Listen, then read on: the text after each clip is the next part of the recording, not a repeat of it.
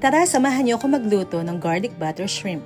Mabilis lang ito lutuin. Sundan nyo lang kung paano yung step dito sa video na to and i-ready nyo yung mga ingredients na kailangan natin. So, iyan, kailangan natin ng shrimp, butter, garlic, tomato paste, 7-Up o kaya Sprite, oyster sauce, pwede rin natin dagdagan ng sugar. Sa mainit na lutuan, ilagay lang natin yung butter, igisa natin yung bawang. Pag okay na, luto na yung bawang, ilagay na natin yung shrimp, lutuin na natin yung shrimp, halo-halo lang. Kailangan natin hintayin mag-orange. So kapag nagkulay orange na siya, pwede natin iset aside muna, tanggalin natin siya dun sa lutuan. Ayun, gagawin naman natin yung sauce. Ilagay natin yung tomato paste, and then next yung oyster sauce.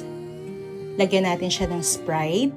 Salt and pepper to taste. Pwede tayong mag-add pa ng sugar pag kulang pa yung tamis. Pag okay na yung sauce sa panlasa nyo, pwede na natin ilagay yung shrimp. Nagdagdag pa ako ng corn. So, bago ko siya niluluto kanina, nagpakulo ako ng corn.